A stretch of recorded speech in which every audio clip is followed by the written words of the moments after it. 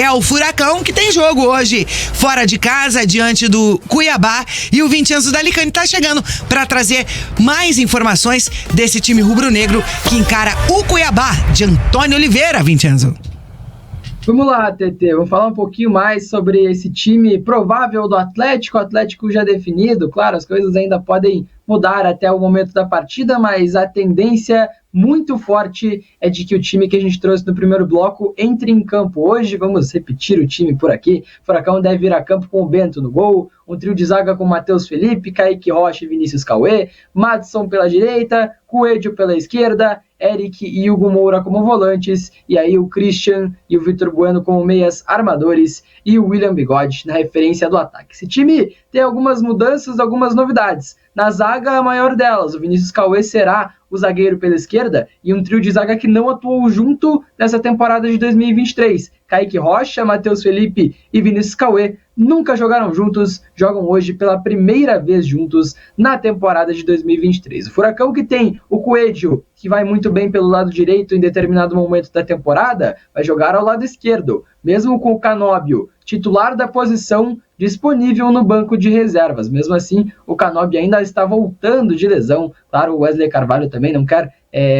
colocar o Canóbio em um risco de uma nova lesão. Por isso, o Canóbio começa no banco de reservas e o Coelho vai ser o ala esquerda desse time do Furacão. E aí, muita gente, quando a gente publicou essa informação da escalação, ficou sentindo falta dos jogadores da base. Último jogo da temporada, o Atlético não disputa mais nada, por que não testar jogadores da base? Esse é o jogo em que o Atlético mais relacionou jogadores das suas categorias de base na temporada. São 7 jogadores relacionados das categorias de base. O Mikael, goleiro, os zagueiros Lucas Beleze e Marcão, os meio-campistas Dudu, que estreou na última partida contra o Santos, e o João Cruz, além do João Vitor, que é zagueiro de formação, mas que tem atuado como volante também, e aí o atacante, na verdade, o Felipe Chiquete. Então, 7 jogadores, isso porque o técnico Wesley Carvalho não vai utilizar, não relacionou para essa partida jogadores que vinham sendo relacionados recorrentemente, como o caso do Léo Ataíde, lateral direito, e o caso também do meio-campista Danielzinho. Então poderiam ser 9. O técnico Wesley Carvalho comentou essa possível utilização dos jogadores da base nessa partida, mas também emprega coerência, falou que também vai dar chance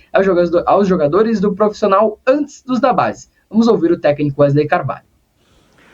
Sim, possivelmente eu devo manter uma coerência, né? Colocar os jogadores que têm condições de jogar. Obviamente a gente vai compor todo o banco ali com os jogadores do Sub-20 para poder completar os 23 e, obviamente, se tiver oportunidade, nós vamos colocar eles para jogar, sim.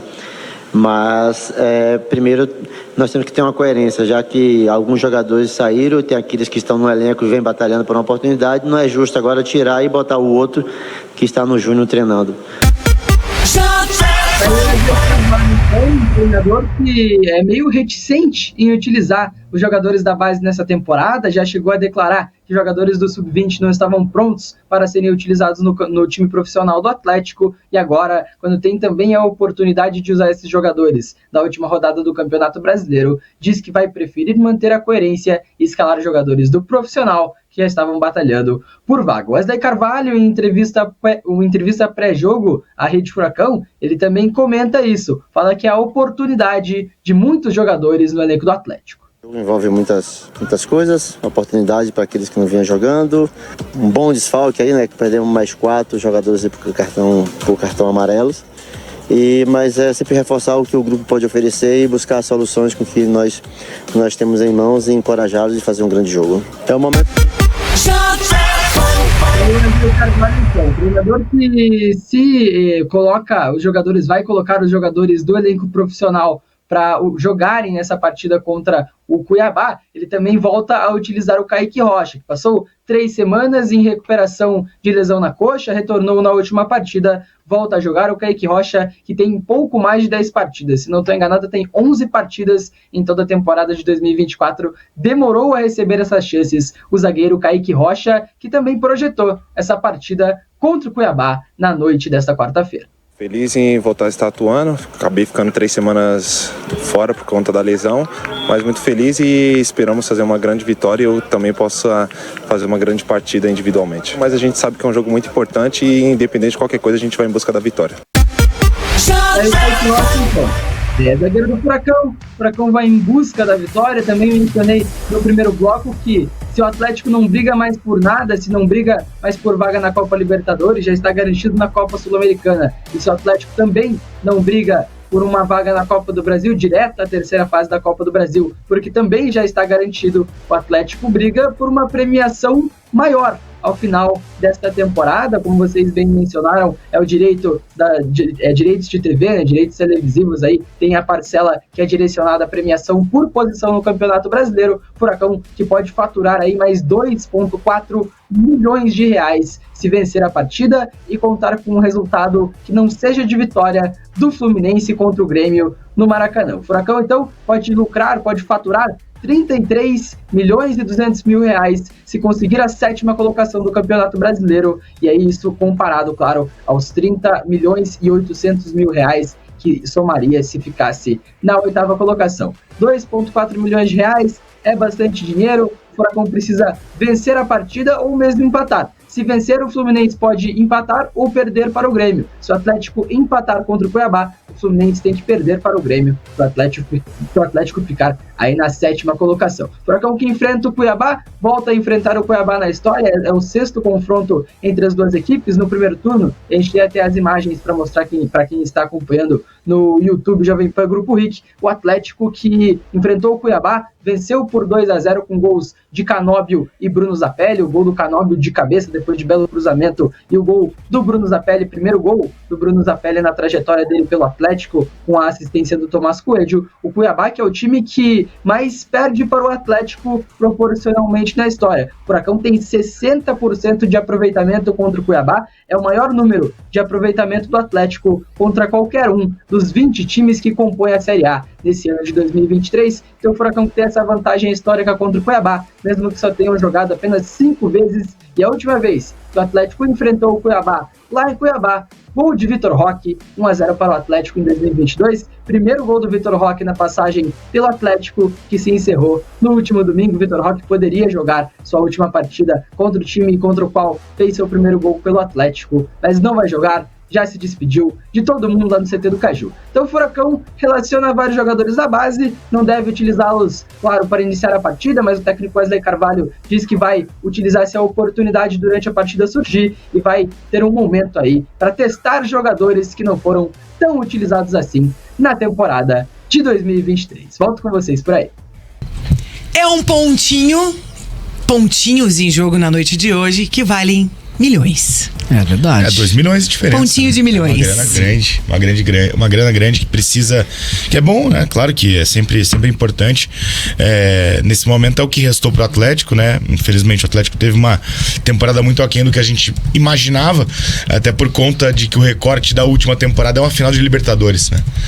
Fora a classificação para Libertadores do outro ano também, né? E esse ano, por exemplo, sendo cabeça de chave do seu grupo, né? Passando em primeiro, né? Coisa que o Atlético não estava tão acostumado, estava passando geralmente em segundo, né? Foi um baque a eliminação da Libertadores pro Bolívar, né?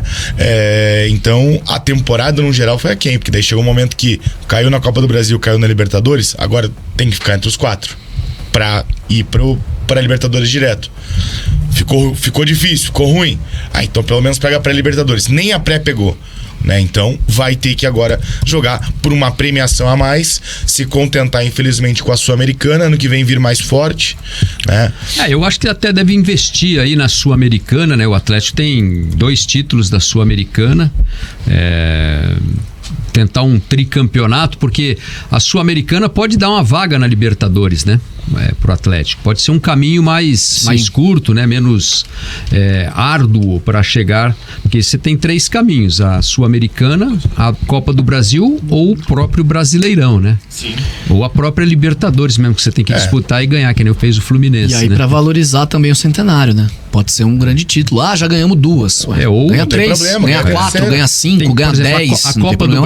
A Copa do Brasil, o Atlético já vai estar na terceira fase. Também já tem um caminho curto ali, né? Já passou passou aquele jogo de visitante lá não sei aonde, aquele outro jogo que é em casa, mas vai pro pênalti se empatar, né? Aí na terceira fase já pega ali um confronto, o Atlético vai estar no pote dos times que chegam, né? Do Brasileirão e da Libertadores, né? Então ele vai pegar teoricamente um adversário mais acessível ali em termos de disputa, né? Para poder avançar na competição, né? Então naquele funil que é feito no sorteio da Copa do Brasil.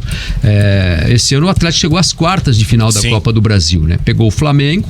Não foi uma Foi uma campanha ruim, não foi uma campanha ruim, né? Faltavam 2 etapas para chegar no título, né? O né? Atlético passa a terceira fase, as oitavas de final e daí cai nas quartas. E foi assim, uma campanha dura do Atlético, porque ele passou na terceira fase pelo CRB nos pênaltis. Bem difícil. Perdeu Botafogo nos pênaltis, né? E daí pegou o Flamengo, né? Que acabou perdendo. Perdeu lá no Rio, um jogo que ele saiu na frente, né? Inclusive, né? 2-1. Tomou a virada e depois aqui, quando se esperava que pudesse também levar para o pênalti, né? Como nas 2 fases anteriores, acabou sucumbindo, perdeu de 2-0 e foi eliminado. Mas eu penso que a Copa do Brasil é um investimento que cabe no planejamento do Atlético como ambição de título, né? A Sul-Americana vai depender aí do que vai acontecer dos adversários, né? Porque agora mudou a Sul-Americana, né? Antigamente era um confronto eliminatório, né? Indo até a eliminação. Agora é uma fase de grupos, né? Você tem 4, só que só passa o primeiro colocado. Então, um grupo que você tem que ganhar, né? Depois você pega ainda aquele rescaldo de Libertadores, daqueles times de terceiro lugar, que vão cair ali pelo seu caminho, que é um pouco mais de dificuldade. E, enfim, dá para pensar em pelo menos um título aí. Eu acho que o Brasileirão é o mais difícil dos títulos, né? Você tem a o brasileiro é o mais difícil por conta de elenco, por conta de que regularidade, existem clubes com investimento muito maior, né? Não tô dizendo que é impossível de acontecer, porque às vezes você encaixa um time e você consegue, de fato, né? Então, só que o grande ponto é que o Atlético esse ano, ele perde muitas oportunidades porque ele não teve um elenco tão qualificado para disputar, né, essa 4ª colocação no Campeonato Brasileiro, né, esse G4. Porque começou a perder jogador por lesão e simplesmente não tinha peça de reposição à altura. É claro que eu já falei isso várias vezes, é muito difícil alguém ter 2 Vitor Roques no seu elenco. Não vai porque você vai machucar o Vitor Roque que vai ter vai ter outro que tem o mesmo potencial. Não é assim. É impossível. Só que o Atlético teve que mudar tanto porque foram várias lesões em vários setores do campo. E aí é o grande problema do Atlético nessa temporada. Então, ano que vem, eu espero um elenco mais equilibrado, né? Eu espero um planejamento que consiga ser cumprido em sentido de técnico, né? Você contratar um técnico que realmente encaixe no clube e que mesmo com alguma turbulência ou outra ele seja mantido, porque eu tô cansado de ver elenco no Brasil sendo montado por um treinador e o treinador que vem depois não tem absolutamente nada a ver com o elenco e nem com o estilo do treinador anterior. Inclusive, Vincenzo, o Rogério Coelho pergunta aqui se o Wesley vai ser o treinador no Campeonato Paranaense ou se o treinador que deve vir pro Atlético já deve assumir no estadual. Ainda não está definido, viu, TT? O Wesley Carvalho ainda vai se reunir nesse período de férias com a gestão do Atlético para definição da função que ele vai ter no Furacão. Claro, ele definir se vai continuar mesmo. O Wesley Carvalho quer continuar, mas a gestão do Atlético ainda não definiu se o treinador vai ser mantido como comissão fixa ou se não vai ficar no Atlético. A tendência é de que ele fique numa posição de comissão. E aí, se vai comandar no Paranaense, como fez lá em 2022, a gente vai descobrindo ao longo aí dessas férias, desse período de preparação também de pré-temporada. Mas ainda não está definido. O fato é que o Atlético, se tiver o Wesley Carvalho como um membro da comissão fixa, terá também o Wesley Carvalho, o Juca Antonello e outros profissionais. Da preparação física também tem 2 preparadores de goleiros, então pode ser um problema na contratação de um novo treinador. O Alexandre Matos fala, depois da partida contra o Palmeiras, que o Fernando Gago, por exemplo, treinador argentino, queria trazer 7 auxiliares. Então o Furacão teriam uma comissão bem inchada. Então, haver esse processo de escolha da função do Wesley Carvalho no Atlético. Ainda não está definido quem vai comandar o elenco no projeto de aspirantes do Campeonato Paranaense de 2024, mas aqui também não vai ser um projeto de aspirantes como foram os outros. A tendência é que o Atlético mescle jogadores do profissional e da base, não só um elenco completamente diferente, comandado por um treinador diferente. Mas isso também depende de muita coisa. O Furacão ainda não definiu o diretor de futebol e ainda não definiu um treinador para a função. Essas outras coisas, essas outras definições vêm depois do Atlético escolher os 2 nomes que vão reger o futebol do clube em 2024, né, TT? E o Atlético não vai, obviamente, desmontar a sua estrutura, né, sair demitindo o profissional a rodo, que é contratado do clube, da casa, que conhece o clube, conhece metodologia, para trazer, por exemplo, um Gago com 7 pessoas junto, né? Porque daí deve ter preparador físico, 2 auxiliares, preparador de goleiro, às vezes o cara traz nutricionista, às vezes o cara traz o que ele quiser. Até analista de desempenho, analista, né? de desempenho. Às vezes eles têm já fechado na própria comissão técnica. Então, assim, eu entendo que às vezes existem casos que isso é ok. Mas, pô, se você for pegar o Palmeiras, com Abel Ferreira, ele trouxe 5, né? 5 já é muita coisa. Normalmente os treinadores, eles vêm muitas vezes com 2 auxiliares e um preparador físico. Tá, e o problema, geralmente é isso. E o problema é o seguinte, né? Quando você demite um técnico desse, porque contratar, ok, é um tipo de problema, é o custo. São 7 processos. Aí quando você... e quando você demite, são 7 cargos, né, que você deixa em aberto dentro do clube. Porque eu tô falando que o Atlético não vai abrir mão da sua estrutura. Por exemplo, o Atlético não vai demitir, um exemplo aqui, o Wesley Carvalho, que é auxiliar da casa, sim, para que o Gago traga um auxiliar a mais. Né? Então, nesse sentido, não vai acontecer. Não Até vai porque acontecer. já tem uma estrutura de futebol consolidada, né? Isso, porque o Atlético segue a metodologia. Apesar de ter mudado um pouquinho o conceito, naquela coisa de jogo cap e tal, o Atlético segue a metodologia. Então já tem uma metodologia de trabalho ali. Então o Wesley Carvalho, ele é o cara que, além de ajudar o treinador que vier, ele vai ser o cara que vai explicar todos os processos do clube, como são feitos. E pra mim isso é o mais importante. Você ter pessoas de confiança dentro do clube que possam somar a comissão que vier. Agora, uma comissão com 7 pessoas, além do treinador, 8 no total, é muita coisa. Muita coisa. E muito caro também, né? É muita coisa, muito caro, muito gasto. Porque assim... Porque deu uma milha por mês pra esses caras. Porque assim... Mesmo que o Gago aceite receber, sei lá, 350 mil, vai ter que dividir o resto. Exato. Ele vem ganhando 500 e aí tem que rachar o 500 com os outros 6, 7 que vem com ele, né? Assim que funciona, né? Sim. Na verdade, quando um treinador você faz paga lá a comissão, você não paga o treinador. Quando o Sampaoli, 2 milhões por mês, né? Por que custa 2 milhões? Porque o Sampaoli ganha 1 e ele tem que dividir 1 milhão com os outros parceiros dele.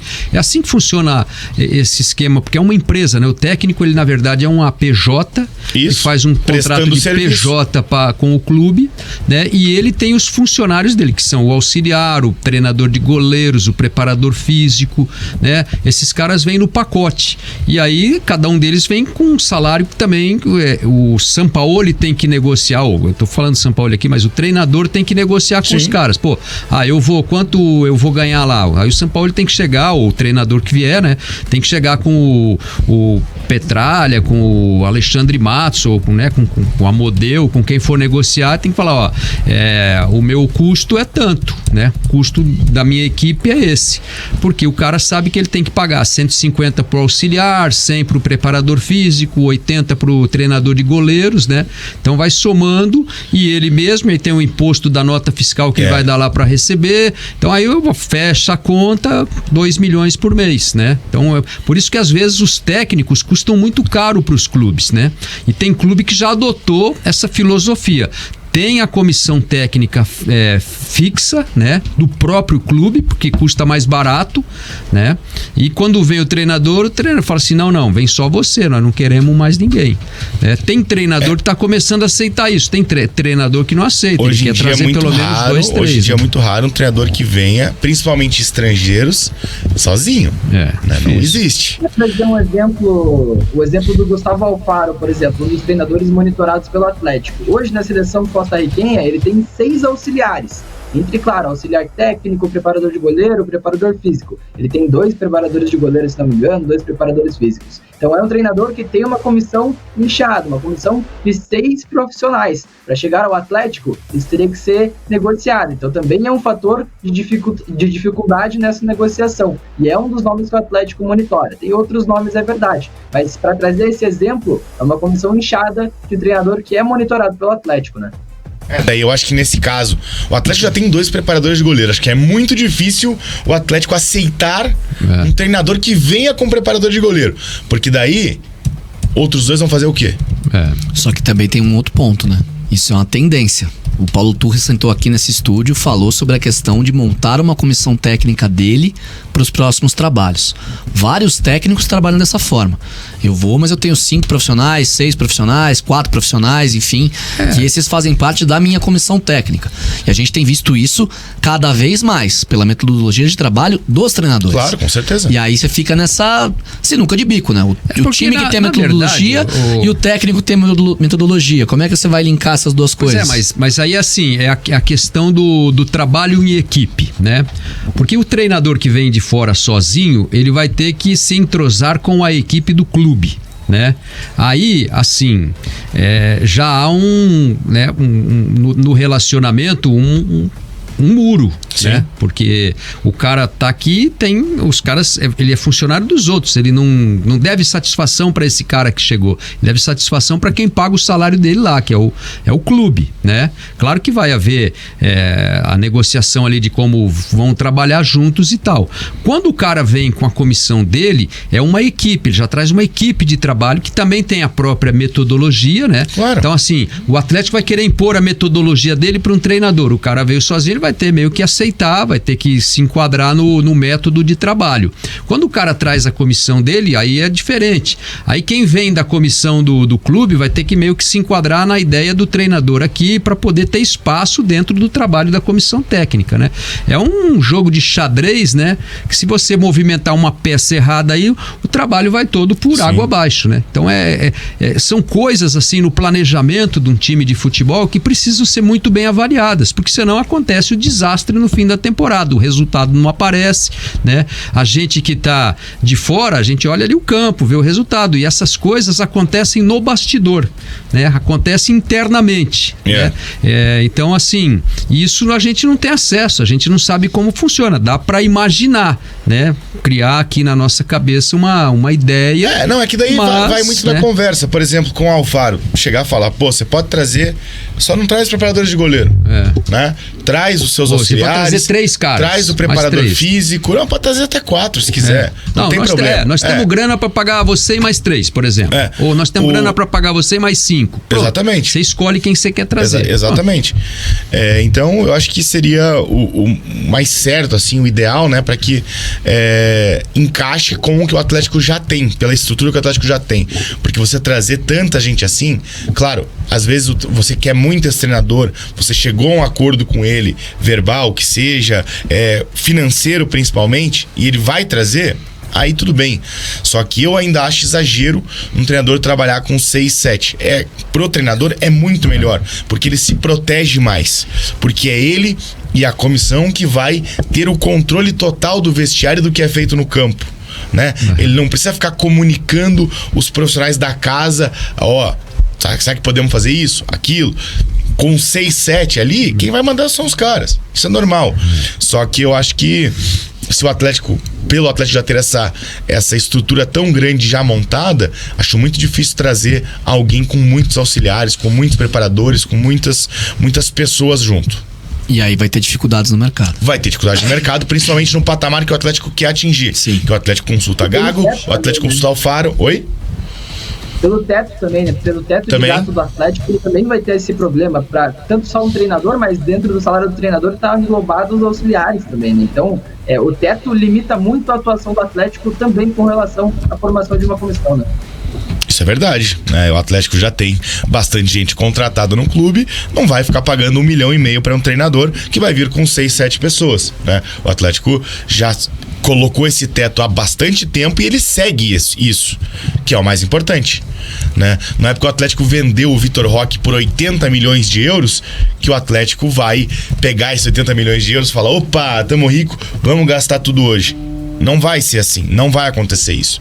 Não vai acontecer esse ano, vai acontecer ano que vem. Talvez em algum momento que o Atlético consiga evoluir ainda mais as suas finanças, feche patrocínios maiores que possa aumentar um pouquinho o teto. Mas o Atlético não é um time que vai fazer loucuras. O Atlético não vai contratar, sei lá,